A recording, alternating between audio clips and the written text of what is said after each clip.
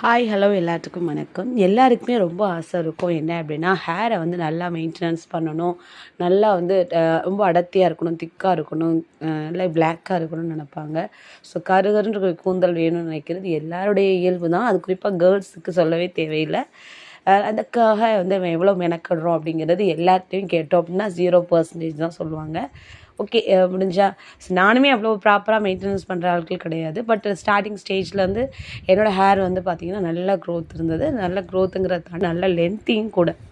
So நான் அப்போல்லாம் பார்த்திங்கன்னா ரொம்ப கேஷ்லாம் வந்து வில்லேஜ் பார்த்திங்கன்னா இந்த கரிசலாங்கண்ணிங்கிறது ரொம்ப இயல்பாகவே கிடைக்கக்கூடிய ஒரு பொருள் தான். இவ்வளோ மெனக்கடனுங்கிற அவசியம் கிடையாது. ஸோ அந்த ஹேர் ஆயில் ப்ரிப்பேர் பண்ணுறதுக்காக தான் நான் பார்த்திங்கன்னா நெல்லிக்காய், கத்தாழை, மருதாணி இலை, செம்பருத்தி இலை, செம்பருத்தி பூவு, அப்புறம் பார்த்திங்கன்னா அந்த கரிசலாங்கண்ணிங்கிறது கரப்பான் இலைன்னு சொல்லுவாங்க. மழை காலங்களில் நிறையா இருக்கும். நெல்லெல்லாம் பார்த்திங்கன்னா பொதி சுமந்துருக்கிற நேரங்களில் நிறையா இருக்கும். அப்புறம் கருவேப்பிலை, வீட்டில் இருக்கிற அப்புறம் கொஞ்சம் நெல்லிக்காய். ஸோ இதை வந்து நம்ம வந்து அரைச்சி எடுத்துகிட்டு தான் நம்ம வந்து அதுக்கான இது ரெடி பண்ணலாம். நெல்லிக்காய் வந்து அது உள்ள சீடு இருக்குங்கிறனால, பெருசாக இருக்குங்கிறனால நம்ம கொஞ்சம் ஸ்கின் மட்டும் தான் தேவை. ஸோ அதை ரிமூவ் பண்ணிவிட்டு நம்ம மற்ற ஸ்கின் எடுத்து நம்ம மிக்ஸி ஜாரில் தனியாக சேர்த்துக்கலாம். அப்புறம் கத்தாழை பார்த்திங்கன்னா இந்த தோலோடு போடணுங்கிறது கிடையாது. நடுப்பகுதியில் இருக்கக்கூடிய அந்த ஜெல்லு மாதிரி இருக்குல்ல, ஒயிட் லேயர், அது போதும். வளவலன்னு இருக்கும். சம்டைம் வெந்தயத்தை நம்ம டைரெக்டாக சேர்க்காமல் என்ன செய்யலாம் அப்படின்னா, இந்த மாதிரி கத்தாழையில் வந்து ஒரு டே பிஃபோர் வந்து நம்ம என்ன செஞ்சுக்கலாம், அந்த வெந்தயத்தை அந்த லைட்டாக ஒரு பகுதி நடுவில் வந்து கட் பண்ணிவிட்டு அதுக்கு மிடில் பார்த்தீங்க அப்படின்னா அந்த வெந்தயத்தை வச்சு அப்படியே க்ளோஸ் பண்ணி வச்சுருவாங்க. நிழல்லையே இருக்கும். நல்லா ஊறி அந்த முளைப்புத்தன்மை நிறையா இருக்கும். அந்த மாதிரி உள்ள வெந்தயத்தை சேர்த்தோன்னா இன்னும் வந்து எஃபெக்ட் அதிகம்தான். ஸோ அப்புறம் வந்து கருவேப்பிலை, செம்பருத்தி பூ, செம்பருத்தி இலையை கொஞ்சம் நல்லா பிச்சு சேர்த்துக்கிட்டு அதில் அதே பார்த்திங்கன்னா கரப்பான் இலையும் அதில் நம்ம அது கூட சேர்த்துடணும். ஏன்னா கரப்பான் இலை நார்மலாகவே வந்து நீங்கள் கரிசலாங்கண்ணின்னு சொல்லக்கூடிய இந்த இலையை நீங்கள் தரையிலையோ கல்லையோ வச்சு தேய்ச்சிங்க அப்படின்னா ஃபஸ்ட்டு திக்கான ஒரு பச்சை கலரில் வரும். நேராக டார்க் கலராக வந்து மாற ஆரம்பிச்சு, அது கருப்பு கலராக மாறிடும். அப்புறம் மருதாணி இலை எல்லாத்தையும் சேர்த்து மிக்சியில் வந்து நம்ம திப்பியே தான் அரைக்கணும். இது வந்து நம்ம அப்படியே நைஸாக பேஸ்ட் மாதிரி அரைக்கணும் தேவை கிடையாது. பார்த்திங்க அப்படின்னா ஃபுல்லாக வந்து மாவு மாதிரி இல்லாமல் நமக்கு வந்து அந்த அதில் உள்ள கஷாயம் வந்து இறங்கும். நான் திப்பியாக தான் அரைச்சிருக்கேன். கிட்டத்தட்ட பார்த்திங்கன்னா இதை காய்ச்சறதுக்கு நான் பெரிய அகலமான கல் சட்டி எடுத்துருக்கேன். கொஞ்சம் கனமான பாத்திரமாக இருக்கணும். ஏன்னா எண்ணெய் தீஞ்சு அது உள்ள பொருள் போட்டோன்னா சட்டி பிடிக்க ஆரம்பிக்கும். அந்த மாதிரி இல்லாமல் கனமான பாத்திரத்தில் வந்து நான் என்ன செஞ்சுக்கினேன், 1/2 லிட்டர் எண்ணெய் சேர்த்துருக்கேன். அப்புறம் இந்த அரைச்சி வச்சுருக்கிற அந்த விழுதை வந்து நம்ம கொஞ்சம் சின்ன சின்ன தட்டைகள் மாதிரி தட்டி வச்சுக்கணும். மொத்தம் போட்டால் கூழ் மாதிரி கிண்டுற மாதிரி இருக்கும். நம்ம கொஞ்சம் கொஞ்சமாக எண்ணெயை வந்து ஸ்டார்டிங்கில் இருந்தே நம்ம மீடியம் ஃப்ளேமில் தான் வைக்கணும். அப்புறம் லைட்டாக ஒரு பபிள்ஸ் ஒரு மாதிரி இருக்கும். அந்த ஸ்டேஜில் வந்து நம்ம கொஞ்சம் கொஞ்சமாக தட்டி வச்சுருக்கிற இந்த அரைப்பை வந்து அதில் சேர்த்துடணும். சேர்த்துட்டு நம்ம சிம்மில் வச்சே அது காய்ச்சணும். அதாவது செம்பருத்தி ஃபஸ்ட்டு நம்ம அதை உள்ளே போடும்போது செம்பருத்தி பூவோட கலர் தான் முதல்ல வெளில வரும்.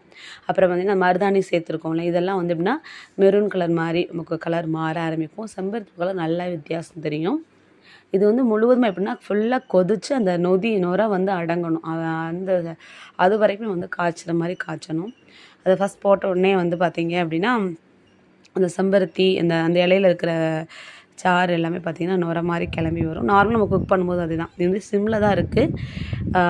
இந்த எண்ணெய் அந்த நம்ம போட்டிருக்கிற அந்த பொருள் முழுவதுமாகவே ஒரு 20 to 25 மினிட்ஸ்க்கு மேலேயே நீங்கள் அப்படியே சிம்மில் வச்சு விட்டுறணும். அதனால் கொதித்து அந்த நுரையெல்லாம் அடங்கினதுக்கப்புறமா நம்ம ஸ்டவ் ஆஃப் பண்ணால் போதுமானது. அது வரைக்கும் நம்ம காய்ச்சி தான் ஆகணும். காய்ச்சி உடனேயும் நம்ம வந்து அடுத்து அதை அப்படியே வந்து நான் ஃபில்ட்ரு பண்ணவும் கூடாது. ஏன்னா அதில் உள்ள எசன்ஸ் எல்லாம் கொஞ்சம் கொஞ்சமாக தான் அதில் வந்து இறங்கும். மெல்ல மெல்ல தான் அந்த காஞ்சு சூடு ஆற கொஞ்சம் கொஞ்சமாக எண்ணெயில் வந்து இறங்க ஆரம்பிக்கும். இப்போ அந்த கலரில் டார்க்கான கலர்லாம் தெரியாது. சூடு ஆற இந்த கலர் ஃபுல்லாக இறங்க ஆரம்பிச்சிடும். கலரே வித்தியாசமாக தெரியும். எண்ணெயோட கலரே மாறிடும். இப்போ செம்பருத்தி பூவோட கலர் வந்து அப்படியே லேயராக படிகிறது நம்மளால் பார்க்க முடியும். சைடில் பார்த்திங்கன்னா அந்த பிங்க் கலர் மாதிரி பார்த்திங்கன்னா ஒரு மாதிரி செம்பருத்தி பூ என்ன கலர் இருக்கும் அந்த மாதிரி கலரில் வந்து மாற ஆரம்பிக்கும். கொஞ்சம் டைம் எடுக்கும், அவ்வளோதான் அந்த ப்ராசஸ் வந்து. ஆனால் இதுக்காக நம்ம செய்யும்போது கிட்டத்தட்ட இந்த எண்ணெய் வந்து 3 months கிட்ட நம்ம வச்சு யூஸ் பண்ணிக்க முடியும். ஏன்னா இப்போ 1/2 லிட்டர் காய்ச்சிங்கன்னா 350 to 400 ml கிட்ட எண்ணெய் கிடைக்கணும். ஒரு எண்ணெய் கட்டாயம் வந்து அந்த பாதி எவாப்ரேட் ஆகிடும். மீதம் பார்த்திங்க அப்படின்னா நம்ம சக்கையில் வந்து உறிஞ்சிக்கிறோம். நான் 20 வருஷத்துக்கு மேலேயே சிம்மில் விட்டு காய்ச்சி இருக்கேன். இந்த மாதிரியும் காய்ச்சிக்கோங்க. ஃபுல்லாகவே வந்து அமர்த்தி ஸ்டவ் ஆஃப் பண்ணிவிட்டேன். எல்லாமே கொஞ்சம் கருகின ஸ்டேஜ் மாதிரி இருந்துருச்சு. இது நான் ஆஃப் பண்ணி கிட்டத்தட்ட ஒரு 15 மினிட்ஸ்க்கு மேலே ஆனதுக்கப்புறம் எடுத்தேன். ஒரு நாள் ஃபுல்லாக ரெஸ்ட்டில் விட்டாச்சு. நுரை எதுவுமே இல்லை. வண்டி அந்த இதில் எல்லாமே கீழே செட்டில் ஆகிடுச்சு. இப்போ நான் வந்து 8 ஹவர்ஸ்க்கு அப்புறம் வந்து என்ன செய்யணும், அதை ஃபில்ட்ரு பண்ண போகிறேன். ஃபில்ட்ரு பார்த்திங்கன்னா இப்போ ஃபுல்லாகவே அந்த இலை வந்து உறிஞ்சி இருக்கிற மாதிரி இருக்கும், எண்ணெயே இல்லாத மாதிரி தெரியும். இதை நம்ம அப்படியே என்ன செஞ்சோம்னா அந்த ஃபில்ட்ரு மொத்தமாக அப்படியே எடுத்து சேர்த்துட்டு கொஞ்சம் வெயிட் பண்ணணும்.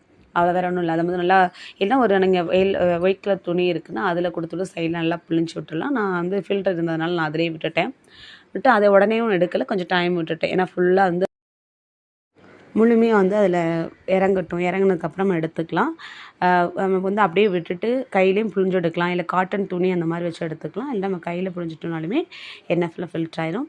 நமக்கு அது வந்து ஈஸியாகவும் இருக்கும். வேலை சீக்கிரம் முடிக்கும். அதுக்கேற்ற மாதிரி ப்ராசஸ் வந்து மேக் பண்ணிக்கலாம், அவ்வளோதான். இதை நான் வந்து அப்படியே என்ன செஞ்சேன், ஒரு 5 மினிட்ஸ்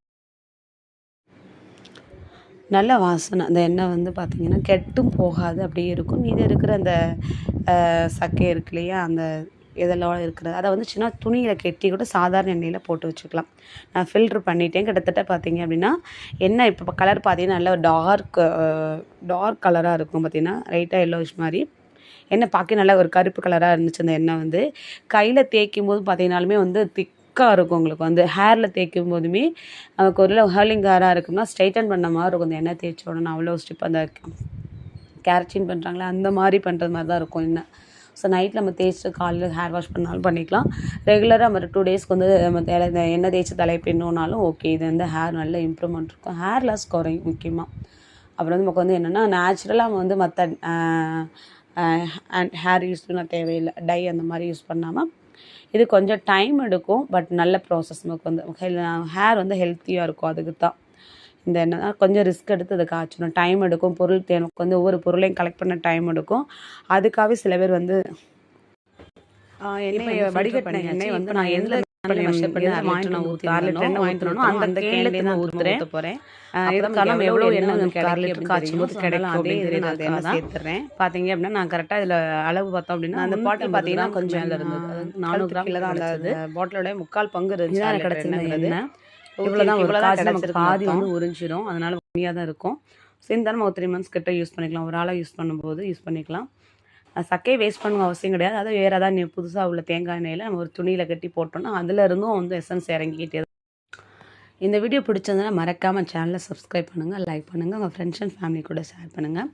மேலும் இந்த மாதிரி வீடியோஸ் நம்ம சேனலில் பார்க்கலாம். தேங்க்யூ, பாய்.